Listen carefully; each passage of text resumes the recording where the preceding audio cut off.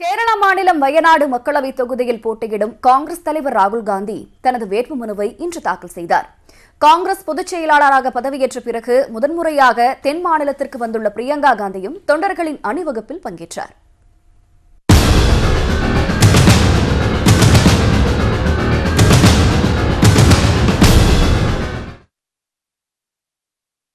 உத்தரப்பிரதேச மாநிலம் அமேதி தொகுதியில் போட்டியிடும் காங்கிரஸ் தலைவர் ராகுல் காந்தி கேரள மாநிலம் வயநாடு தொகுதியிலும் போட்டியிடுவார் என அறிவிக்கப்பட்டது.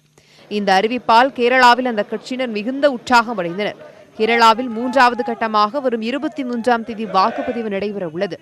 இந்த நிலையில் ராகுல் காந்தி இன்று தனது வேட்புமனுவை தாக்கல் செய்தார். இதற்காக டெல்லியிலிருந்து கோழிக்கோடு விமான நிலையத்திற்கு நேற்றிரவு அவர் வந்தடைந்தார். அங்கு அவருக்கு கேரள மாநில காங்கிரஸ் மூத்த தலைவர்களும் தொண்டர்களும் உற்சாக வரவேற்பளித்தனர்.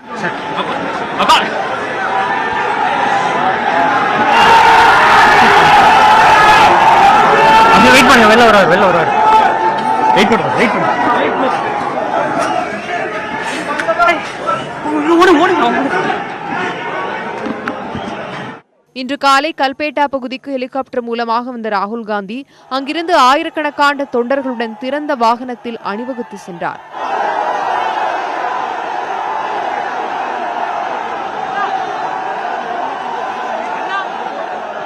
பிரம்மாண்டமாக நடைபெற்ற இந்த ஊர்வலத்தில் கேரள முன்னாள் முதல்வர் உம்மன்சாண்டி, கேரள எதிர்க்கட்சித் தலைவர் ரமேஷ் சென்னிதலா மற்றும் காங்கிரஸ் மூத்த தலைவர்கள் கலந்து கொண்டனர். ராகுல் காந்தியுடன் அவரது சகோதரியும் காங்கிரஸ் கட்சியின் பொதுச் செயலாளருமான பிரியங்கா காந்தியும் ஊர்வலத்தில் பங்கேற்றார்.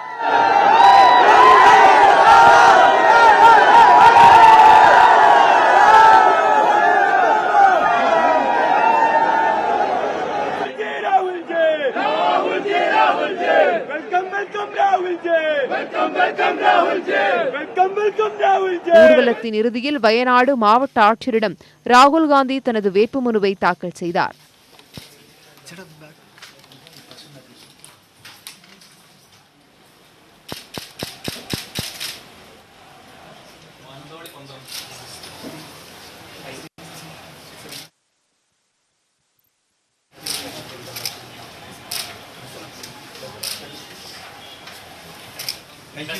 Thank you very much.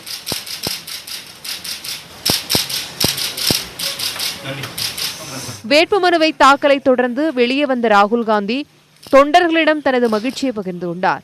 அப்போது அங்கு அமைக்கப்பட்டிருந்த தடுப்பு உடைந்து செய்தியாளர்கள் 3 பேர் காயமடைந்தனர். இதை கண்ட ராகுல் காந்தி உடனடியாக விரைந்து செயல்பட்டு காயமடைந்த செய்தியாளர்களை மருத்துவமனைக்கு அனுப்பி வைத்தார்.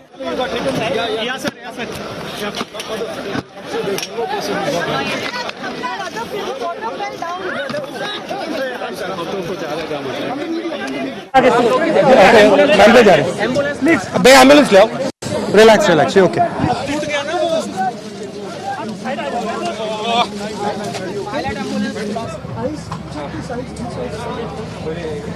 भैया a rod hit his head. Right, so that's the problem. Okay. பின்னர் செய்தியாளர்களிடம் பேசிய ராகுல் காந்தி மார்க்சிஸ்ட் கட்சியினர் தன்னை விமர்சிப்பதை புரிந்து கொள்வதாகவும், ஆனால் தேர்தல் பரப்புரையில் தான் அவர்களை ஒரு வார்த்தை கூட விமர்சிக்கப் போவதில்லை என்றும் ராகுல் காந்தி தெரிவித்தார். But I want to make it very clear to my brothers and sisters in Kerala, to my brothers and sisters in the Congress party, my brothers and sisters in the CPM. I understand that the CPM has to attack. I understand that they have to fight. But I am not going to say a word against the CPM. I'm here to send a message of unity. I'm here to send a message that South India is important. And I fully understand that the CPM has to attack. So I will absorb all their attack with happiness. But from me, you will not hear a word in my campaign against the CPM. Thank you. Wayanad தொகுதியில் போட்டியிடுவதன் மூலம் ராகுல் காந்தி அமேதி தொகுதி மக்களை அவமதித்து விட்டதாக மத்திய அமைச்சரும் அமேதி தொகுதியின் பாஜக வேட்பாளருமான ஸ்மிருதி இரானி குற்றம் சாட்டியுள்ளார். அமேதி தொகுதி மக்கள் ஆதரவுடன் 15 ஆண்டுகளாக ராகுல் காந்தி பதவி சுகத்தை அனுபவித்துவிட்டு இப்போது வேறு தொகுதிக்கு சென்று விட்டதாகவும் அவர் தெரிவித்துள்ளார். இது அமேதி தொகுதி மக்களை அவமதிக்கும் செயல் என்றும் அமேதி மக்கள் இதை ஏற்றுக்கொள்ள மாட்டார்கள் என்றும் அவர் குற்றம் சாட்டியுள்ளார். காங்கிரஸ் தலைவர் ராகுல் காந்தி வயநாடு தொகுதியில் போட்டியிடுவது அந்த கட்சி தொண்டர்களிடமும் நிர்வாகிகளிடமும் உற்சாகத்தை ஏற்படுத்தியுள்ளது.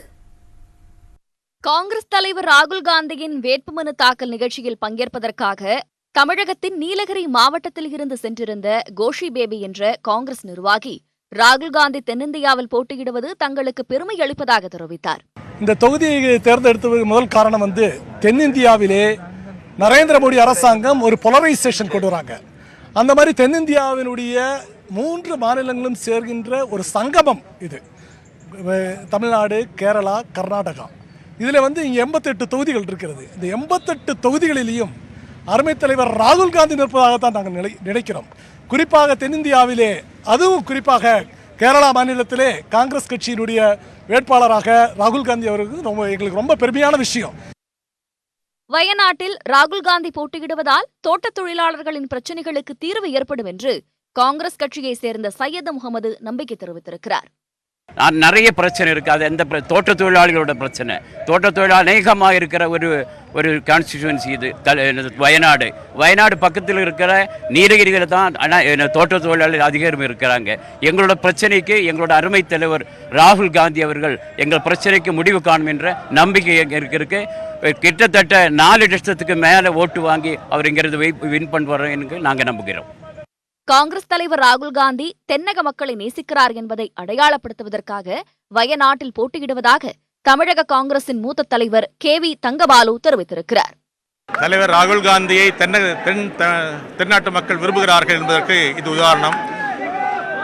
தமிழகம், கர்நாடகம், கேரளம், ஆந்திரா எல்லா மாநிலங்களிலிருந்து வரை போட்டியிட வேண்டும் விரும்பினார்கள்.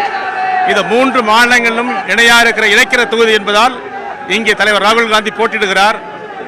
ராகுல் காந்தி தென்னக மக்களை மிகவும் நேசிக்கிறார் என்பதற்கு அடையாளப்படுத்துவதற்காக இதை செய்கிறார். வயநாட்டில் போட்டியிடும் ராகுல் காந்தி மீது மக்களின் அன்பு வயநாட்டில் வெளிப்படுத்துவதாக காங்கிரஸ் மூத்த தலைவர் KC വേണുഗോപാൽ தெரிவித்துள்ளார். ഇന്ത്യയിലെ ജനങ്ങൾ പ്രധാനമന്ത്രി സ്ഥാനത്തേക്ക് കൺസിഡർ ചെയ്യുന്ന ഒരു നേതാവ് നമ്മുടെ നാട്ടിൽ വന്ന് മത്സരിക്കുന്നു എന്ന് പറയുമ്പോൾ അവരെ സംബന്ധിച്ചിടത്തോളം അത് രാഷ്ട്രീയത്തിന് അതീതമാണ്, ജാതിമത സമവാക്യങ്ങൾക്ക് അതീതമാണ്, എല്ലാത്തിനും അതീതമായിട്ടുള്ള ഒരു സ്നേഹവും സന്തോഷവുമാണ് ഇവിടെ കാണാൻ കഴിയുക.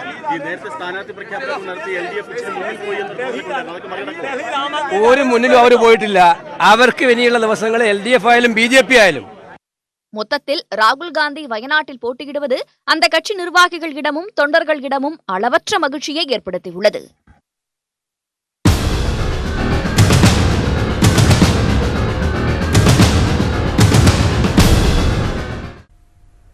தேர்தல் நடத்தை விதிமுறை அமலுக்கு வந்த பிறகு தமிழகத்தில் 127 கோடி ரூபாய் பறிமுதல் செய்யப்பட்டுள்ளதாக தேர்தல் ஆணையம் தெரிவித்துள்ளது. அத்துடன் அரவக்குறிச்சி, ஒட்டப்பிடாரம் உட்பட 4 தொகுதிகளில் இடைத்தேர்தல் நடத்துவது குறித்து ஆலோசித்து வருவதாகவும் கூறியுள்ளது. தமிழகத்தில் உள்ள 39 மக்களவை தொகுதிகளுக்கான தேர்தல் மற்றும் 18 சட்டப்பேரவை தொகுதிகளுக்கான இடைத்தேர்தல் வருகின்ற 18ஆம் தேதி ஒரே கட்டமாக நடைபெறுகிறது. இதை முன்னிட்டு தேர்தல் பணிகள் குறித்து ஆலோசிப்பதற்காக தேர்தல் ஆணையர்கள் சுஷில் சந்திரா, அசோக் லவாசா மற்றும் இயக்குநர்கள் திலீப் சர்மா, ஓஜா ஆகியோர் தமிழகம் வந்தனர். சென்னையில் நேற்று அங்கீகரிக்கப்பட்ட கட்சிகளின் பிரதிநிதிகளுடன் தனித்தனியாக ஆலோசனை நடத்திய நிலையில் இன்று காலை வருமான வரித்துறை, சுங்கத்துறை அதிகாரிகளுடன் ஆலோசனை நடத்தினர். தொடர்ந்து தலைமை செயலாளர் கிரிஜா வைத்தியநாதன், DGP ராஜேந்திரன், உள்துறை செயலாளர் நிரஞ்சன் மார்த்தி உள்ளிட்டோரிடம் ஆலோசனை மேற்கொண்டனர். தலைமை தேர்தல் ஆணையர்களுடன் தமிழக தலைமை தேர்தல் அதிகாரி சத்யபிரதா சாகுவும் உடனிருந்தார். பின்னர் செய்தியாளர்களை சந்தித்து பேசிய தேர்தல் ஆணையர் அசோக் லவாசா, பணப்பட்டுவாடாவை தடுக்க வாகன சோதனையை அதிகரிக்கவும் மாவட்ட எல்லைப் பகுதியில் சோதனையை தீவிரப்படுத்தவும் உத்தரவிட்டுள்ளதாக கூறினார். மேலும் பட்டுவாடாவிற்காக பணம் எடுத்துச் செல்பவர்கள் மீது கடும் நடவடிக்கை எடுக்கவும் அறிவுறுத்தியுள்ளதாக குறிப்பிட்டார். தேர்தல் தொடர்பான புகார்களுக்கு 1950 என்ற எண்ணை தொடர்பு கொள்ளலாம் என்றும் தெரிவித்துள்ளார். அத்துடன் தேர்தல் நடத்தை விதிமீறலில் ஈடுபடுபவர்கள் மீது பாரபட்சமின்றி நடவடிக்கை எடுக்க உத்தரவிட்டுள்ளதாகவும் அவர் எச்சரிக்கை விடுத்துள்ளார். The commission has given number of directions to the district authorities, especially with regard to the execution of non-bailable warrants. We have directed that all non-bailable warrants should be executed immediately and a compliance report given to the CEO within the next 2 or 3 days. மேலும் அரவக்குறிச்சி, ஒட்டப்பிடாரம் இடைத்தேர்தல் விரைவில் அறிவிக்கப்படும் எனவும் அசோக் லவாசா தெரிவித்துள்ளார். The issue of 4 pending by-elections is under the consideration of the Election Commission of India, and as soon as we have decided, media will be the first to know about it.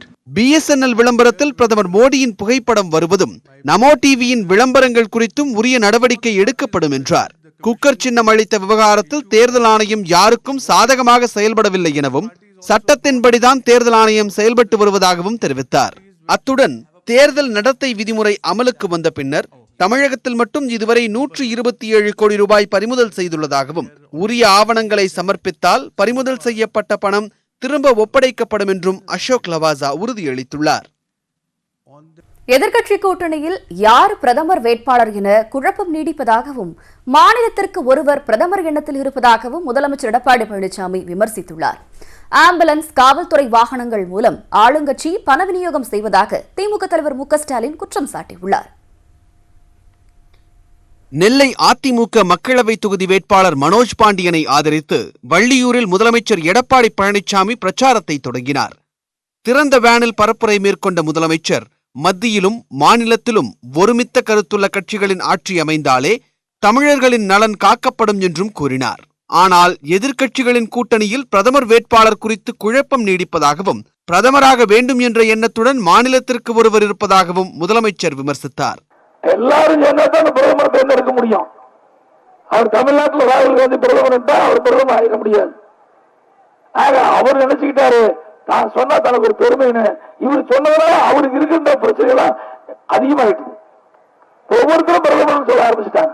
தொண்டனில் இருந்து தலைவன் வரை பொய் சொல்லும் கட்சி திமுக தான் எனவும் முதலமைச்சர் சாடினார். திமுக இதுவரை அறிவித்த வாக்குறுதிகள் எதையும் நிறைவேற்றவில்லை என்று குற்றம் சாட்டிய அவர் கண்ணுக்கு தெரியாத காற்றில் ஊழல் செய்தவர்கள் திமுகவினர் என்று குறிப்பிட்டார். தலைவன் தொண்டை வரைக்கும் பொய் பேசுறதான். அப்படி முதலீடே பொய் பேசிதான் ஆட்சிக்கு வர முடியும் முடிவு பண்ணிருக்காங்க. ஒவ்வொரு தேர்தல் ஈடுபடுவதும் பொய் மூட்டைகளை மூட்டை அமைத்து விட்டு மக்களை குழப்பி சந்தடி சாக்கில கொள்ளைப்பத்தின் வழியாக வாக்கை பெறுவதுதான் அவருடைய நோக்கம். சாதாரண ஆளுகள திமுக காரர், கண்ணுக்கு தெரியாத காத்திலேயே ஊழல் செய்கிற மன்னன்கள் திமுக காரர். 2G ஸ்பெக்ட்ரம் ஊழல். தொடர்ந்து நெல்லை டவுன் பகுதியில் வாக்கு சேகரித்த முதலமைச்சர் திமுக சந்தர்ப்பவாத கூட்டணி அமைத்திருப்பதாக குற்றம் சாட்டினார். மேலப்பாளையத்திலும் பிரச்சாரத்தை தொடர்ந்த அவர் சிறுபான்மை மக்களின் பாதுகாவலனாக அதிமுக திகழ்வதாக கூறினார். தென்காசி தொகுதியில் களமிறங்கும் புதிய தமிழகம் கட்சி தலைவர் கிருஷ்ணசாமியை ஆதரித்து முதலமைச்சர் எடப்பாடி பழனிசாமி வாக்கு சேகரித்தார். கோவை தொண்டாமுத்தூரில் திமுக வேட்பாளர் சண்முக சுந்தரத்தை ஆதரித்து திமுக தலைவர் மு க ஸ்டாலின் பிரச்சாரம் மேற்கொண்டார். அப்போது திமுக ஆட்சிக்கு வந்ததும் ஊழல் குற்றச்சாட்டில் தொடர்புடைய அமைச்சர்கள் அனைவர் மீதும் சட்ட ரீதியான நடவடிக்கை எடுக்கப்படும் என்று உறுதியளித்தார். நிச்சயமா சொல்றேன், உறுதியா சொல்றேன், இந்த ஆட்சி நிலைச்சு நிக்க போறதில்ல.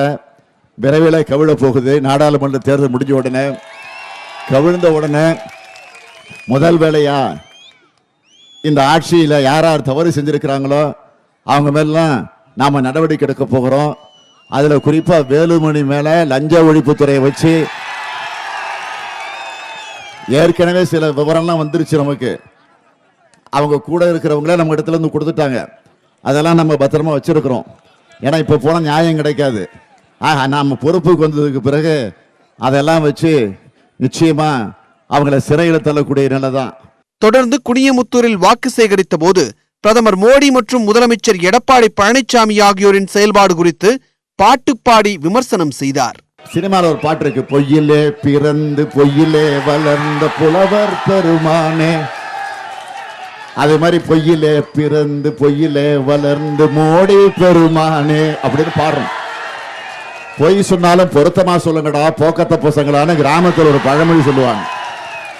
அது மாதிரி பொய்யையே சொல்லி ஆட்சிக்கு வந்துட்டு இப்ப திருப்பி பொய்யையே சொல்ல ஆரம்பிச்சிருக்கிறாங்க. பொள்ளாச்சியில் நடைபெற்ற தேர்தல் பிரச்சார கூட்டத்தில் உரையாற்றிய மு க ஸ்டாலின் பொள்ளாச்சி பாலியல் வன்கொடுமை வழக்கு சிபிஐக்கு மாற்றப்பட்டதாக கூறினாலும் தற்போது வரை சிபிசிஐடி விசாரணையே நடைபெறுவதாக கூறினார்.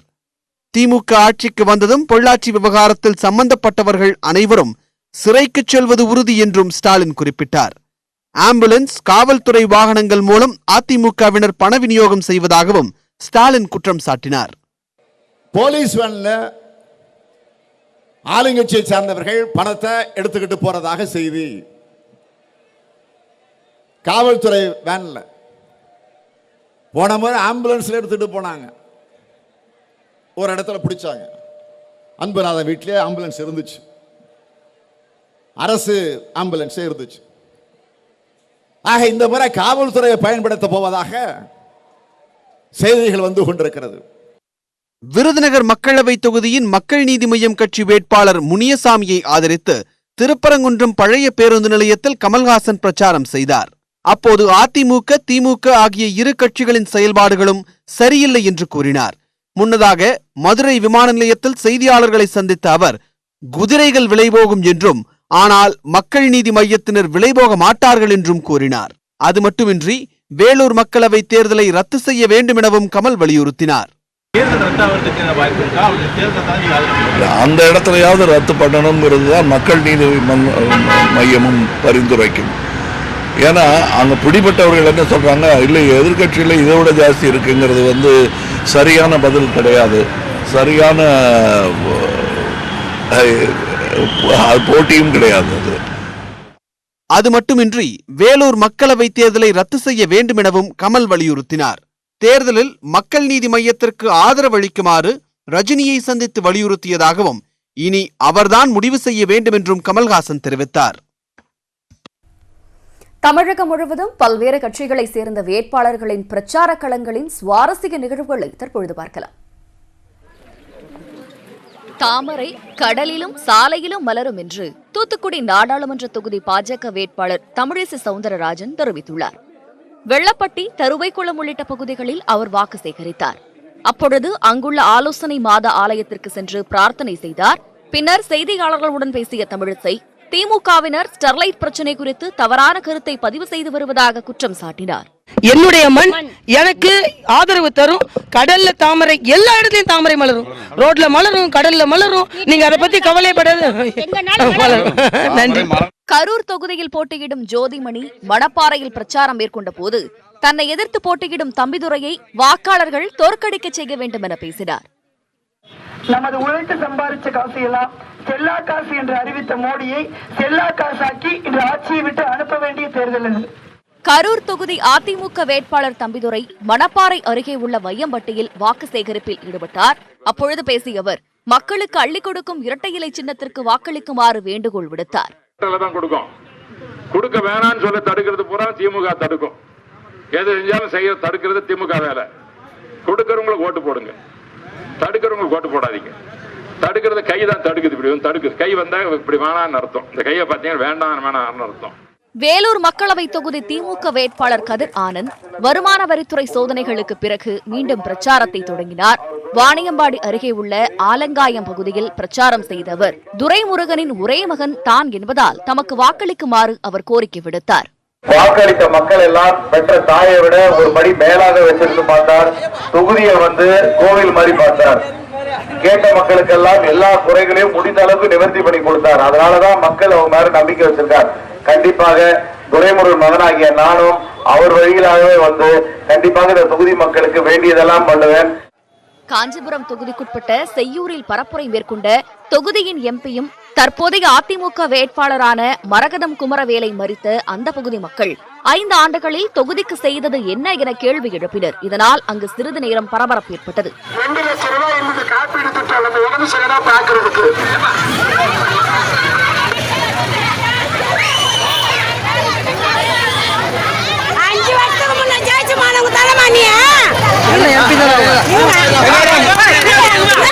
ஆடு மாடுகளைப் போல மக்களை பணம் கொடுத்து விலைக்கு வாங்க எதிர்க்கட்சிகள் முயல்வதாக மத்திய இணையமைச்சர் பொன் ராதாகிருஷ்ணன் குற்றம் சாட்டியுள்ளார்.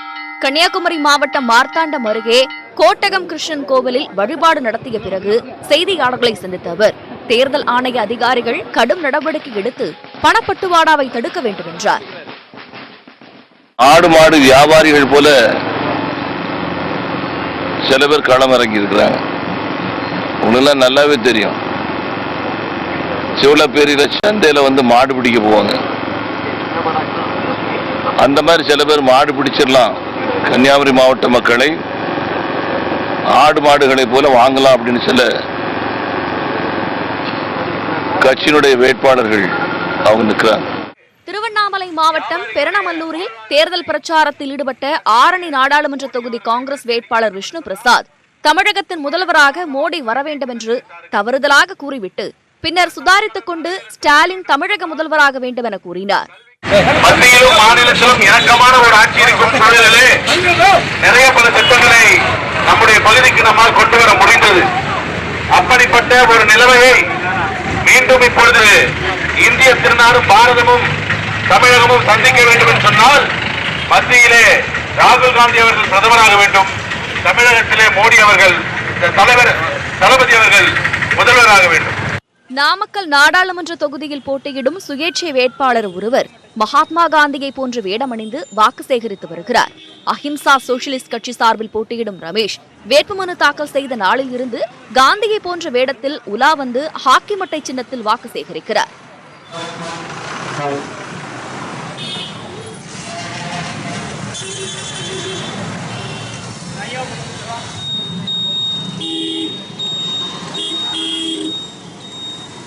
நாகை மக்களவை தொகுதி அமமுக வேட்பாளரான செல்வி செங்குடி திருமருகல் ஒன்றியத்திற்குட்பட்ட பகுதிகளில் வாக்கு சேகரிப்பில் ஈடுபட்டார்.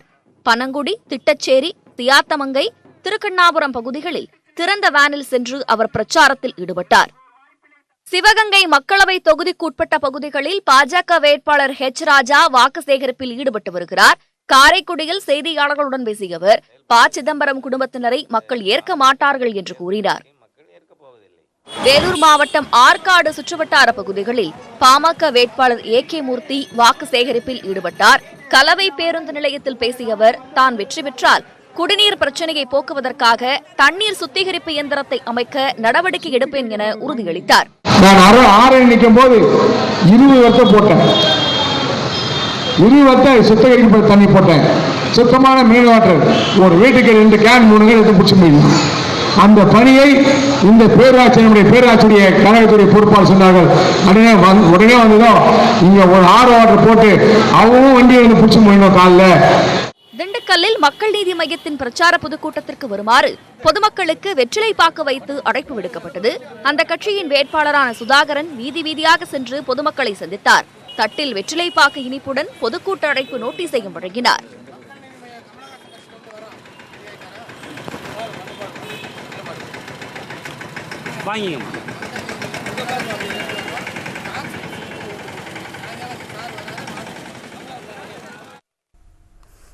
திமுக அதிமுகவுக்கு வாக்களிப்பதால் மக்களின் கஷ்டம் தீராது என நாம் தமிழர் கட்சியின் தலைமை ஒருங்கிணைப்பாளர் சீமான் கூறியுள்ளார். தேனி மக்களவை தொகுதி மற்றும் ஆண்டிப்பட்டி பெரியகுளம் சட்டமன்ற இடைத்தேர்தல் வேட்பாளர்களை ஆதரித்து நடைபெற்ற பிரச்சார பொதுக்கூட்டத்தில் அவர் இவ்வாறு பேசினார். போடுங்க, சூரியனுக்கு போடுங்க, கைக்கு போடுங்க, தாமரைக்கு போடுங்க. போட்ட ஒரு கஷ்டமும் உங்களுக்கு தீராது. குஷ்டம் தான் வரும் கைக்கு. இங்க வந்துடுறேன் எம்ஆர்ஆத போல அப்படி அடிச்சு தெரிய வேண்டியதான். ரத்த கண்ணி எம்ஆர்ஆத மாதிரி இது வரைக்கும் போட்டு என்ன கஷ்டம் தீர்ந்துருக்கு? எதுக்கு? ஆனா கேட்க பாருங்க, நான் வளர்கிறேனே மம்மி அப்படின்னு வந்து கார்த்திக் சுரம்பத்தில் போட்டேன். நான் வளர்கிறேனே மம்மி அப்படின்னு ஒரு பக்கம் ஐயா மோடி நாங்கள் டெவலப் ஆகிறோம், நாங்கள் டெவலப் ஆகிறோம். ஒரு நாள் ஒன் டெவலப் டயர் மாதிரி வெடிக்க போகுது. நீ என்ன டெவலப் ஆகிற? நீ என்ன டெவலப் ஆகிற? உனக்கிட்ட சிற்றூர்களின் பொருளாதார வளர்ச்சிக்கு திட்டம் இருக்கா? அன்புமணியை எதிர்த்து கேள்வி கேட்டதற்காக அதிமுக சட்டமன்ற உறுப்பினர் செம்மலையால் தாக்கப்பட்ட அதிமுக நிர்வாகி இன்று திமுகவில் இணைந்தார். தர்மபுரி மக்களவை தொகுதியில் மீண்டும் களமிறங்கும் பாமக இளைஞரணி வேட்பாளர் அன்புமணி ராமதாஸை ஆதரித்து சேலம் மாவட்டம் ஓமலூரை அடுத்த சிந்தாமணியூரில் கடந்த சில நாட்களுக்கு முன்பு தேர்தல் பரப்புரை கூட்டம் நடைபெற்றது. இதில் பங்கேற்ற அதிமுக கிளை செயலாளர் செந்தில்குமார் அன்புமணியிடம் கேள்வி எழுப்பினார். அப்பொழுது உடன் இருந்த அதிமுக சட்டமன்ற உறுப்பினரும் மூத்த தலைவருமான செம்மலை அவரை தாக்கியது பெரும் சர்ச்சை ஏற்படுத்தியது.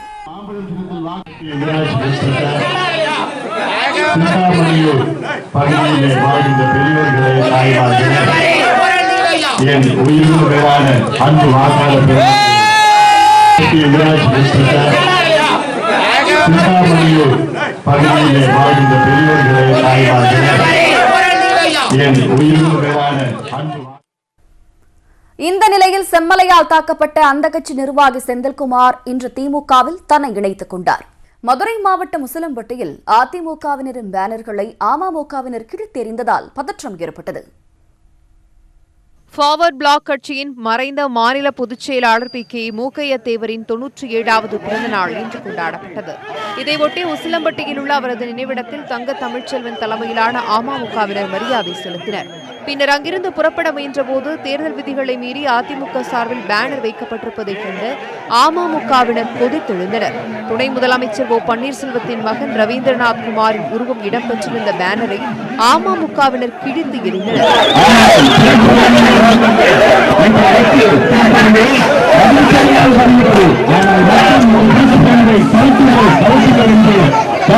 தேர்தல் ஆணையத்திற்கும் காவல்துறை அதிகாரிகளுக்கும் அண்ணா மக்கள் முன்னேற்ற கழகத்தின் சார்பிலே தேர்தல் விதிகளை மீறும் அதிமுகவினரை காவல்துறை கண்டுகொள்வதில்லை என குற்றம் சாட்டியவர்கள் போராட்டத்திலும் ஈடுபட்டனர். இதையடுத்து அசம்பாவிதங்களை தவிர்க்க உசிலம்பட்டியில் 100க்கும் மேற்பட்ட போலீசார் குவிக்கப்பட்டனர். இதனிடையே புதிதாக நியமிக்கப்பட்ட நீலகிரி மாவட்ட அதிமுக செயலாளர் புத்திச்சந்திரன் தன்னிச்சையாக செயல்படுவதாக ஓ பன்னீர்செல்வம் தங்கியிருந்த விடுதியை அக்கட்சியினர் முற்றுகையிட்டனர். புத்திச்சந்திரன் டிடிவி தினகரனின் பினாமியாக செயல்படுவதாகவும் இதே நிலை நீடித்தால் நீலகிரியில் அதிமுக தோல்வியடையும் என்றும் அவர்கள் குற்றம் சாட்டினர்.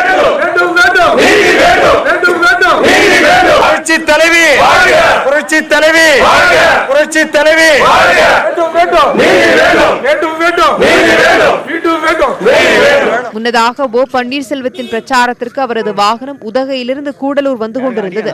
அப்போது நடுவட்டம் என்ற இடத்தில் சென்று கொண்டிருந்த டெம்போ ஓட்டுநரின் கட்டுப்பாட்டை இழந்து தலைக்குப்புற கவிழ்ந்தது.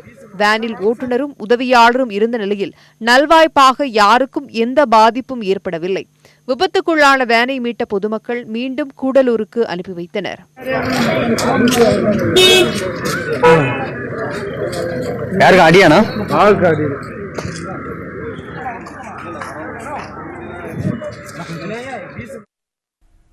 காஷ்மீருக்கு சிறப்பு அந்தஸ்து வழங்கும் அரசியல் சாசன பிரிவு 370 நீக்கினால் பாஜக தலைவர் அமித்ஷா காஷ்மீரில் கால் வைக்க முடியாது என அம்மாநில முதலமைச்சர் மெஹபூபா முஃப்தி விமர்சித்துள்ளார். காஷ்மீர் மாநிலம் ஸ்ரீநகரில் நடைபெற்ற தேர்தல் பரப்புரை கூட்டத்தில் அம்மாநில முன்னாள் முதலமைச்சர் மெஹபூபா முஃப்தி கலந்து கொண்டு பேசினார். அப்போது இந்தியாவையும் காஷ்மீரையும் அரசியல் சாசன பிரிவு 370 மட்டுமே இணைத்துள்ளதாக அவர் தெரிவித்தார். ஒவ்வொரு காஷ்மீரையும் அரசியல் சாசன பிரிவு 370 மற்றும் 35A பாதுகாக்க போராடுவார்கள் என்றும் அவர் கூறினார். ஒருவேளை பாஜக 370வது பிரிவை நீக்கினால் அமித்ஷா காஷ்மீரில் கால் வைக்க முடியாது என்றும் அவர் எச்சரித்தார். மேற்கு வங்க மாநிலத்தின் கோச் பெஹர் பகுதியில் நடைபெற்ற பொதுக்கூட்டத்தில் பேசிய அம்மாநில முதலமைச்சர் மம்தா பானர்ஜி பிரதமர் நரேந்திர மோடி குறித்த திரைப்படத்தை ஏன் மக்கள் பார்க்க வேண்டும் என்று கேள்வி எழுப்பினார். இந்தியாவுக்கான அவரது பங்களிப்பு என்ன என்றும் அவர் வினவினார். ஒருவேளை மக்கள் தேச தலைவர்களின் திரைப்படங்களை பார்க்க விரும்பினால் மகாத்மா காந்தியின் திரைப்படத்தையோ அம்பேத்கரின் திரைப்படத்தையோ பார்க்கட்டும் என்றும் அவர் தெரிவித்தார். பீகார் மாநிலம் பாட்னாவில் உள்ள காங்கிரஸ் அலுவலகத்தில் அக்கட்சியினரிடையே கடும் மோதல் ஏற்பட்டது.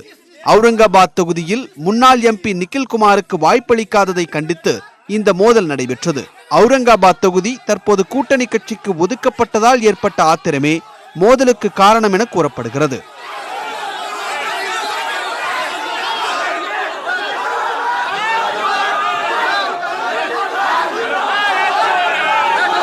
ஆந்திராவில் ஒய்எஸ்ஆர் காங்கிரஸ் கட்சி நிர்வாகிகள் பொதுமக்கள் மீது பணத்தை வீசி எறியும் காட்சிகள் வெளியாகி அதிர்ச்சியை ஏற்படுத்தியுள்ளன. நடத்தை விதிகள் அமலில் உள்ளபோது ஆரத்திக்கு பணம் கொடுப்பதே சிக்கலுக்கு உள்ளாகும் நிலையில் மக்கள் மீது பணத்தை சூறை விடுவது சர்ச்சைக்குள்ளாகியுள்ளது. குஜராத் மாநிலம் சூரத் நகரில் காங்கிரஸ் மற்றும் பாஜகவின் பரப்புரை குழுக்கள் ஒரே இடத்தில் சந்தித்தபோது இரு தரப்பினருக்கும் இடையே கடும் வாக்குவாதம் ஏற்பட்டது. இரு கட்சியினரும் போட்டி போட்டு முழக்கங்களை எழுப்பினர்.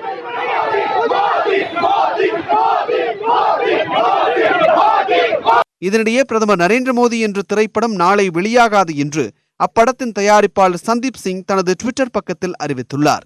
படத்தின் வெளியீட்டு தேதி பின்னர் அறிவிக்கப்படும் என்றும் அவர் கூறியுள்ளார். தங்கள் தரப்பு மருத்துவர்களிடம் ஆறுமுகசாமி ஆணையம் விசாரிக்கக்கூடாது என்று அப்போலோ நிர்வாகம் வைத்த கோரிக்கையை சென்னை உயர்நீதிமன்றம் நிராகரித்துவிட்டது.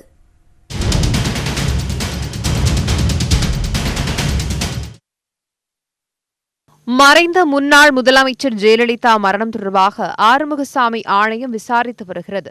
இந்த நிலையில் தங்கள் தரப்பு மருத்துவர்களிடம் ஆறுமுகசாமி ஆணையம் விசாரிக்க கூடாது என்று அப்போலோ நிர்வாகம் வழக்கு தொடர்ந்தது. ஆறுமுகசாமி ஆணையத்தில் போதிய நிபுணத்துவம் இல்லை என மனுவில் குறை கூறியிருந்த அப்பல்லோ சுதந்திரமான மருத்துவ நிபுணர்கள் கொண்ட குழு விசாரிக்க வேண்டும் என்றும் கோரிக்கை வைத்திருந்தது. இந்த வழக்கை விசாரித்த நீதிபதிகள் சாட்சிகளிடம் உண்மையை கொண்டுவர ஆணையம் கேள்வி எழுப்புவதை துன்புறுத்தல் என அப்பல்லோ கூறுவதை ஏற்க முடியாது என்றனர். இறுதி அறிக்கை தாக்கல் செய்யும் முன் ஆணையம் கவனக்குறைவாக செயல்படுவதாக அப்பல்லோ கூறுவது தவறு என்றும் நீதிபதிகள் கண்டித்தனர். மேலும் தன் முன் உள்ள ஆதாரங்கள் அடிப்படையில் ஜெயலலிதாவுக்கு அப்பல்லோ மருத்துவமனை வழங்கிய சிகிச்சை குறித்து கருத்தை மட்டும் அரசுக்கு தெரிவிக்க வேண்டுமே தவிர யாரையும் குற்றவாளி என்றோ அப்பாவி என்றோ தீர்மானிக்க கூடாது என்றும் சதி மோசடி என எந்த உள்நோக்கமும் யார் மீதும் கற்பிக்க கூடாது என்றும் ஆணையத்திற்கு நீதிபதிகள் அறிவுறுத்தினர். விசாரணை ஆணையம் வரம்பு மீறி செயல்பட்டதாக அப்பல்லோ மருத்துவமனை கூறும் குற்றச்சாட்டுகளில் உண்மை உள்ளது என சுட்டிக்காட்டிய நீதிபதிகள் ஆணையம் இதனை தவிர்த்திருக்க வேண்டும் என்றனர். விசாரணை வரம்புக்குட்பட்டு ஆணையம் செயல்படும் என நம்பிக்கை தெரிவித்த அவர்கள் இறுதி அறிக்கை அடிப்படையில் அரசு நடவடிக்கை எடுக்கும்போது அப்பல்லோ நிர்வாகம் விளக்கமளிக்க உரிய வாய்ப்பு அளிக்க வேண்டும் என கருத்து தெரிவித்தனர். 90% விசாரணை முடிவடைந்துள்ள நிலையில் மருத்துவக் குழுவை நியமிக்க வேண்டும் என்ற கோரிக்கை நிராகரிப்பதாகவும் விசாரணைக்கு தடை விதித்தால் ஆணையம் அமைக்கப்பட்டதற்கான நோக்கத்தையே சிதைத்துவிடும் என்று கூறி வழக்கையும் முடித்து வைத்தனர். ஆதிச்சநல்லூர் அகழாய்வில் கிடைத்த பொருட்களின் கார்பன் பரிசோதனை ஆய்வறிக்கையில் அவை முறையே கிமு 905 மற்றும் கிமு 791 ஆண்டுகளைச் சேர்ந்தவை என்று மத்திய தொல்லியல் துறை உயர்நீதிமன்ற மதுரை கிளையில் தெரிவித்துள்ளது. செய்துங்கநல்லூரைச் சேர்ந்த எழுத்தாளர் முத்தாலங்குறிச்சி காமராஜ் என்பவர் உயர்நீதிமன்ற மதுரை கிளையில் பொதுநல மனுக்களை தாக்கல் செய்தார். ஒரு மனுவில் தூத்துக்குடி மாவட்டத்தில் உள்ள வரலாற்று சிறப்புமிக்க இடமான ஆதிச்சநல்லூர் அருகே பாண்டியர்களின் தலைநகரான கொற்கை அமைந்திருந்தது என்றார். மேலும் ஆதிச்சநல்லூரில் 2004 பிப்ரவரியில் துவங்கப்பட்ட 4 கட்டங்களாக நடத்தப்பட்ட அகழாய்வின்படி 114 ஏக்கரில் இடுகாடு மற்றும் ஏராளமான பழங்கால பொருட்கள் கிடைத்துள்ளன. இவற்றின் அறிக்கை 16 ஆண்டுகளாக வெளியிடப்படவில்லை என்றும் பழங்கால பொருட்களின் அருங்காட்சியகம் அமைக்க உத்தரவிட வேண்டும் என்றும் காமராஜ் மனுவில் கோரியுள்ளார். மற்றொரு மனுவில் இதேபோல் தூத்துக்குடி மாவட்டம் சிவகலை மற்றும் பரம்பு ஆகிய இடங்களிலும் அகழாய்வு நடத்த வேண்டும் என்று காமராஜ் கேட்டிருந்தார். இந்த வழக்கு நீதிபதிகள் கிருபாகரன் எஸ். சுந்தர் அமர்வில் இன்று மீண்டும் விசாரணைக்கு வந்தது. ஆதிச்சநல்லூர் தொடர்பாக ஏற்கனவே கார்பன் பரிசோதனை செய்ய நீதிமன்றம் உத்தரவிட்டிருந்தது. கார்பன் பரிசோதனை முடிவுகள் புளோரிடாவிலிருந்து வந்துள்ளதாகவும் அதன்படி ஒரு பொருளின் வயது கிமு 905 என்றும் மற்றொரு பொருளின் வயது கிமு 791 என்றும் மத்திய தொல்லியல் துறை சார்பில் குறிப்பிடப்பட்டது. மேலும் இவை குறித்த அறிக்கை தாக்கல் செய்ய அவகாசம் தேவை என்றும் மத்திய அரசின் கூடுதல் தலைமை வழக்கறிஞர் கூறினார். அதேபோல் சிவகலையில் கண்டெடுக்கப்பட்ட தமிழ் பிராமி எழுத்துக்கள் கிமு 395 ஆண்டு பழமையானவை என தெரியவந்துள்ளதாக தமிழக அரசு தரப்பில் தெரிவிக்கப்பட்டது. இதன் மூலம் தமிழ் மொழியே இந்தியாவின் பழமையான மொழி என தெரியவருகிறது என நீதிபதிகள் கருத்து தெரிவித்தனர். தொடர்ந்து கார்பன் சோதனை முடிவுகளின் அடிப்படையில் ஆதிச்சநல்லூரில் அடுத்த கட்ட அகழாய்வு பணியை மத்திய அரசு மேற்கொள்ளுமா அல்லது மாநில அரசு மேற்கொள்ளுமா என மத்திய தொல்லியல் துறை பதிலளிக்க வேண்டும் என நீதிபதிகள் உத்தரவிட்டனர். மேலும் 16 ஆண்டுகளாக ஏன் ஆய்வறிக்கை தாக்கல் செய்யவில்லை என்று நீதிபதிகள் சரமாரியாக கேள்வி எழுப்பினர். தொடர்ந்து இந்த வழக்கை நீதிபதிகள் வரும் 11ஆம் தேதிக்கு ஒத்திவைத்தனர். கோவையில் 6 வயது சிறுமியை பாலியல் வன்புணர்வு செய்து கொலை செய்யப்பட்ட வழக்கில் கைதான சந்தோஷ்குமாரை கோவை அரசு மருத்துவமனையில் இளைஞர்கள் சிலர் சரமாரியாக தாக்கினர். கோவை மாவட்டம் துடியலூர் பன்னிமடையில் கடந்த சில நாட்களுக்கு முன்பு 6 வயது சிறுமி வன்புணர்வு செய்து கொல்லப்பட்டார். இந்த வழக்கில் சந்தோஷ்குமார் என்பவரை போலீசார் கைது செய்தனர். இந்நிலையில் சந்தோஷ்குமாருக்கு இன்று கோவை அரசு மருத்துவமனையில் ஆண்மை பரிசோதனை செய்ய ஏற்பாடுகள் நடந்தது. அரை மணி நேர பரிசோதனைக்கு பிறகு மருத்துவமனையில் இருந்து போலீஸ் பாதுகாப்புடன் வெளியே வந்த சந்தோஷ்குமாரை அங்கிருந்த இளைஞர்கள் சரமாரியாக தாக்கினர். இதனால் அங்கு அசாதாரண சூழல் ஏற்பட்டது. தாக்குதலில் இருந்து சந்தோஷ்குமாரை போலீசார் மீட்டு வாகனத்தில் ஏற்றி கோவை மத்திய சிறைக்கு அழைத்து சென்றனர்.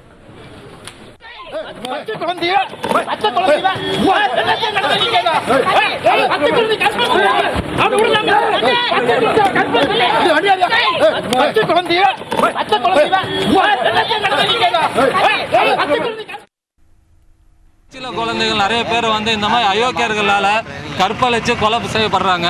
இதுக்கு என்னன்னா இந்திய சட்டத்தில் சரியான தீர்வு இல்லாத காரணம் தான் இந்த மாதிரியான குழந்தைகளுக்கு அநீதி நடக்குது. அந்த குழந்தைய கொடூரமான முறையில் கொண்டிருக்காங்க. அதனால அவனை கண்டிப்பாக பொதுமக்களாக நாங்க சும்மா விடவே மாட்டோம். நாங்க தான் இப்ப அடிச்சோம். எங்களோட சேர்ந்து பொதுமக்கள் அடிக்கிறதுக்கு முன்வாங்க. இந்த மாதிரி ஒரு விஷயத்துக்கு பண்ணாதான் நாளை முன்ன எந்த பெண்மணியும் பாதிப்புக்கு உண்டாக மாட்டாங்க. இதை ஒரு முறையும் இதே போல விட்டுட்டு இருந்தீங்கன்னா நாளைக்கு நம்ம குழந்தைகளுக்கு இதான் நிலைமை. அதனால ரொம்ப யோசிச்சு பாருங்க, பொதுமக்கள் செஞ்சாதான் உண்டு. இந்திய ரிசர்வ் வங்கி வட்டி விகிதத்தை குறைத்துள்ளது. இதனால் வீடு, வாகனம், தனிநபர் கடன்களுக்கான மாத தவணை குறைய வாய்ப்புள்ளது. 2018ஆம் ஆண்டு டிசம்பர் மாதம் இந்திய ரிசர்வ் வங்கியின் புதிய ஆளுநராக சக்தி காந்ததாஸ் பதவியேற்றார். பதவியேற்ற பின் நடைபெற்ற 2 கடன் கொள்கை மறு ஆய்வு கூட்டங்களிலும் வட்டி விகிதத்தை சக்தி காந்ததாஸ் குறைத்துள்ளார். பிப்ரவரி மாதம் வெளியான கடன் கொள்கை முடிவில் 0.25% குறைத்தது ரிசர்வ் வங்கி. இதன் பலனை மக்களுக்கு கொண்டு செல்லும் வகையில் பாரத ஸ்டேட் வங்கி தொடங்கி சில தனியார் வங்கிகளும் 0.05% முதல் 0.15% வரை வட்டியை குறைத்தன. இன்று மீண்டும் ரெப்போ வட்டி விகிதத்தை இந்திய ரிசர்வ் வங்கி 0.25% குறைத்திருக்கிறது. இந்த முறையும் வங்கிகள் வீட்டுக்கடன் மற்றும் வாகன கடன்களின் மீதான வட்டியை குறைக்குமா என்ற எதிர்பார்ப்பு அதிகரித்துள்ளது. உண்மையில் வங்கிகள் வட்டியை குறைக்கின்றன. அது நீங்கள் வாங்கும் கடனுக்கான வட்டியை அல்ல, நீங்கள் டெபாசிட் செய்யும் தொகைக்கான வட்டியை. வரும் மே 1ஆம் தேதி முதல் பாரத ஸ்டேட் வங்கி சேமிப்பு கணக்கிற்கு வழங்கும் வட்டியையும் ரிசர்வ் வங்கியின் முடிவுக்கு தகுந்தவாறு மாற்றி அமைக்க உள்ளது. அதாவது ரிசர்வ் வங்கி ரெப்போ விகிதத்தை குறைத்தால் வங்கி கணக்கில் வைத்திருக்கும் தொகைக்கான வட்டியும் குறையும். வட்டி விகிதத்தை உயர்த்தினால் சேமிப்பு கணக்கின் வட்டியும் அதிகரிக்கும் என்ற நடைமுறை வரவுள்ளது. ஒருவேளை தற்போது ரிசர்வ் வங்கி குறைத்துள்ள 0.25% வட்டியை அப்படியே சாமானிய மக்களுக்கு வங்கிகள் வழங்கினால் வீட்டுக்கடன் மீதான மாத தவணை தொகை 440 ரூபாய் குறையும். அதாவது ஒருவர் 15 ஆண்டுகள் கடனை செலுத்தும் வகையில் 30 லட்சம் ரூபாயை 8.75% வீட்டுக்கடன் வாங்கியிருந்தார். அவர் தற்போது செலுத்தும் மாத தவணை 29,983 29,542 குறையும். 440 ரூபாய் என்று மிக குறைவாக தொகையாக இருந்தாலும் கடனை கட்டி முடிக்கும் போது 80,000 ரூபாய் வட்டி தொகை மிச்சமாகும்.